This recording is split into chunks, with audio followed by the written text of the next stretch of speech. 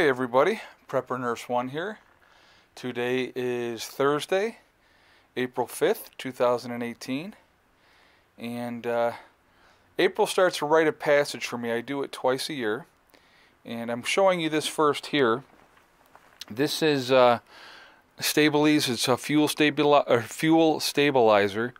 Will keep fuel fresh for up to 24 months. Okay, and this amount in this container will treat up to 80 gallons. Okay, now every year, I do it twice a year. I do it every 6 months. I rotate all my gas. So I do it in April, and then I do it in October. I do it every year. So now that we're in April, what I'll end up doing is all the gas that I've had on hand, that I keep on hand always, I will use it up either in the truck, or I'll use it up, like in the generator or wherever I need to use the gas, and generally using it in my vehicle. But I rotate that gas, and then as soon as I empty a container, like I just put 5 gallons of gas from one of the containers into my vehicle, so that when I have in the back the empty containers in the back, and next time I go to the gas station, I will fill that up. So, and then this one here, I just filled up the generator, topped that off. I ended up running the generator for like a couple hours last night. But that's so what we do is, like I said, we rotate that gas every 6 months. I do it because it's like I don't have to use the stabilizer in it if I do that every 6 months. Gas will keep for at least a year on its own, but I like to rotate it. Like I said, I do it every spring and every fall, and that way it keeps the gas fresh. And like I said, I like to keep, right now, just trying to think, I normally keep about 60 gallons on hand now. I used to keep 50, and then I bought 2 more containers, and so I increased that up to 60 gallons. I like to have that on hand, again, for an emergency situation, be it natural or man-made.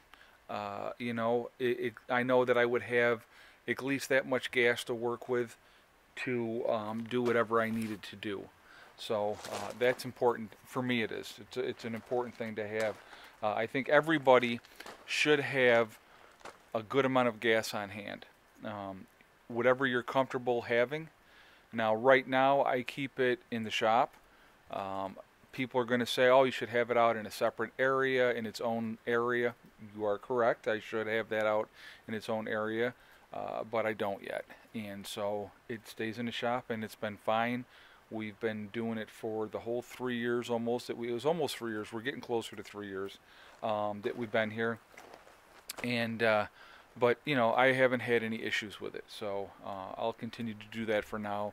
Eventually I will have a separate area that I just keep the gas and stuff like that, and that'll be away from all the other buildings.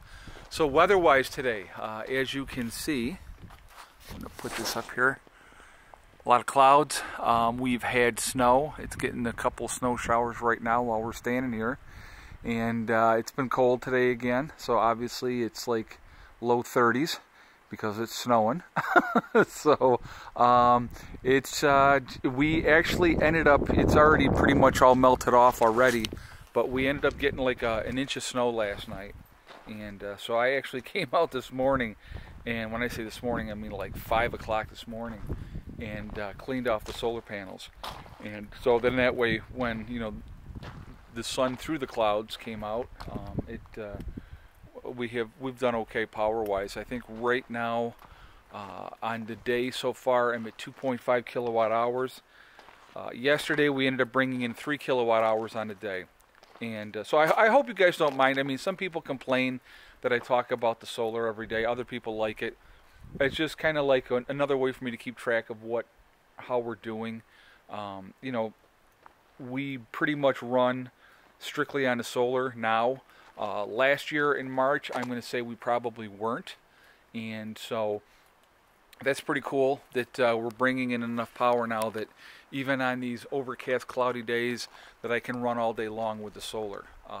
The neighbors finally got their power back on probably about 1 o'clock this afternoon. So they were out almost 24 hours, I think. And but it was funny because it's like I heard the generators going yesterday, so that was funny.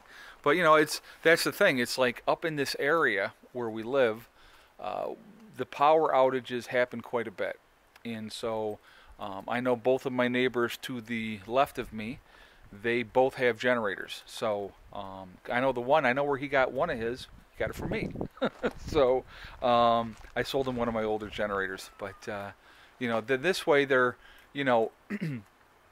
oh, there's Mr. Max. Are you gonna go in, Max? Yeah. You ready? All right.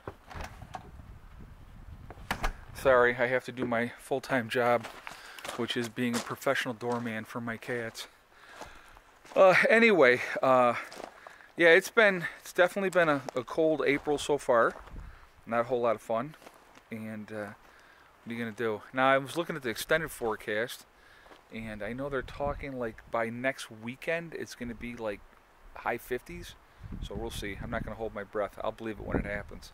But anyway, no, but like as far as gas goes, I think it's very important to have enough gas on hand. You should definitely have some kind of a stabilizer that if you're keeping a decent amount of gas on hand, and let's say it was a worst case type of scenario. Well, you're not going to blast through whatever gas you have, so you're going to want to have that gas last as long as you possibly can. If we were in an extreme emergency situation where it was an SHTF situation, I basically would probably use that gas and save that gas to basically run the chainsaw and and do that so that I could get out and cut up as much wood as I possibly could before I had to do it by hand. So with having that, it would keep that gas good for up to 2 years. So that's pretty decent. Now, there's always going to be a chance of hopefully acquiring more gas. And here's another thing, like with my vehicle, I never let my vehicle go below half a tank of gas. So there's always a minimum of a half a tank. I fill it up, right back up as soon as possible. I don't like having it less than that. And that's just, again, if it's an emergency situation, a half a tank of gas is going to get me wherever I need to be. So, but I like to have it full more than half a tank. So I'm pretty anal retentive about that. But again, it's more gallons of gas to work with in an emergency situation. If I had to tap the tank and get the gas out of there, then I would have that many more gallons available. So if it's more than half a tank of gas, that adds up. So what, it's a 15-20 gallon gas can or tank, you know what I mean? So that would definitely be a lot more to work with in an emergency situation. So and that would be worst case. You're not going to tap your gas tank in a normal emergency, but like I said, if you keeping gas on hand is definitely a very important thing as far as I am concerned. So I wanted to share that with you. And like I said, what I do, I rotate that gas every 6 months because I think that that's important to keep that gas fresh without having to use a stabilizer. Now, you can get as much gas as you want, use a stabilizer, and it's going to be good for 2 years. But if you don't have to have that right now to last for 2 years, why not just rotate it? And that's kind of what my thought is. Now, because I do have the stabilizer, again, in an emergency, major emergency situation, if it was going to be a long-term event, you're going to have what you're going to have gas-wise. So, that's what you got to think about. That would not be gas that I would be running in the generator unless it was to run power tools or something like that. But actually, power tools I can run off my solar system. So that, I don't have to worry about that part of it. So, like I said, that gas would be utilized, like I said, primarily to cut wood.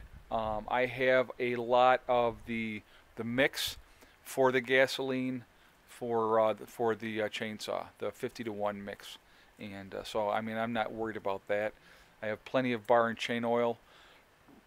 I'll probably go pick up another gallon of the bar and chain oil somewhere down the road here this spring, just to have it. I have a full one, and then I have a partial one. So, but like I said, you can never have too much. There's no such thing as too much.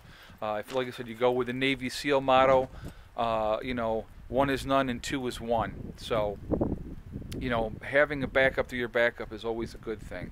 Like right now, we have the main generator, and I also have a backup generator. And what I may end up doing this year, at some point, I think I'm going to, is buy another generator, same exact brand that I have right now, and not even take it out of the box. Just sit it in the box, leave it in there, and then when I get to the point where I need to use it, then it's there, and I just set it up then, and it's good to go. So it doesn't have gas or oil sitting in it in the meantime. It's just there. So I'll probably do that at some point this year as well. Again, everything, and it's like I've said this to you guys a lot of times, everything depends on finances. Time and money. It always comes down to time and money. But pretty soon we're going to be getting the other flags up, and so that will be very cool. I go and pick up Heather tomorrow, and then I'll be getting Eddie back on Sunday. So I'm looking forward to seeing my kids because it has been a very long week without them. I am not used to that. I'm used to having them like 90% of the time. So it's been a very, very bizarre week. But yeah, so anyway, that's what's happening here at the homestead today. Oh, the sun's peeking out. Let me show you. There it is, making an appearance. But anyway, guys, listen, I hope everybody has a good day. I definitely want to hear what your thoughts are as far as storage of gasoline, how much you guys store. What do you think is an appropriate number of gallons to have on hand? I will probably increase mine more than I already have. That's definitely a game plan. And so we'll see how that goes. But anyway, guys, remember, hug and kiss the ones you love. Tell them every single day. Tomorrow's not guaranteed. We never know what's going to happen. And remember, guys, STD, it's one step at a time, one thing at a time, and one day at a time. Whatever you're trying to do, whatever you're trying to accomplish, you can do it. And the only one that's going to stop you from getting there is you. That's it. Nobody else can stop you from doing that, okay? I will talk to you all tomorrow. I hope everybody's having a great week. We'll see you later. Prepper Nurse 1, out for now.